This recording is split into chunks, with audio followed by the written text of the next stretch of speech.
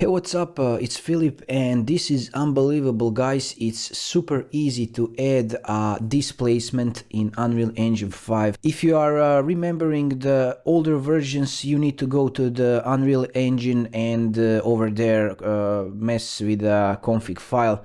And today I'm showing how to avoid all this, and with just a few clicks you can add displacement. It's a small tweak that can add incredible detail to your landscapes and materials without much effort. Before we dive in, if you're into Unreal Engine tips and tricks, hit that subscribe button and turn on the notifications.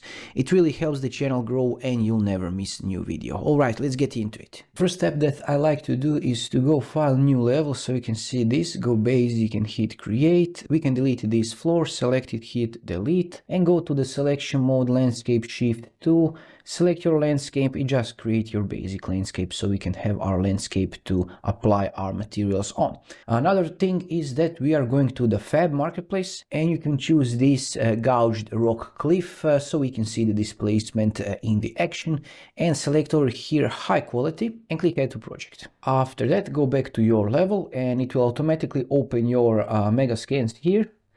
So you can check it out, select high under the Megascans, and you can see this material instance. It's advisable that you save everything now, for example, like this. And if you open it up, your material, you can see under the material property override, you can see enable tessellation and displacement scaling. So we need to enable tessellation. It will be enabled here. Make sure it's enabled, and the displacement scaling, you can use this to drop down magnitude to be 4. Let's keep this as it is and hit save. And let's go back to our level and we can go to the selection mode here. Select your landscape, and important thing here to do is to type in nanite. So we can enable the nanite on our landscape. So enable nanite and click build data. Okay, after that, scroll down where you see landscape material and just drag and drop this material here. And if we go closer, you can see our material here. As you can see, it's flat, it's still flat, it's not displaced, and something is not working out. So what we are going to do, first thing that I like to check is to check the material. Go back to our material. And over here under the parent, you can see the parent here.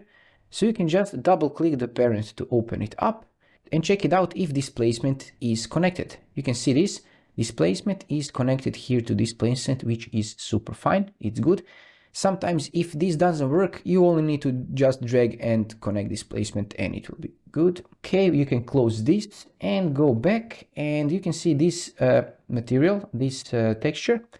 You can see that compression settings are displacement map. Usually, if you double click it, you can see that we have RGB and alpha channels. I don't want to drag you with this. I will cover this in a later tutorial.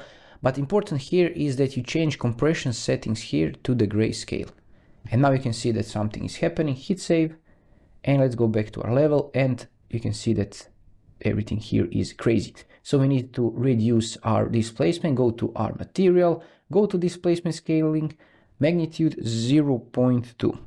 For example, hit save, go back, and we can see that our displacement is working just fine. If I press G to remove this grid, you can see how it looks nice.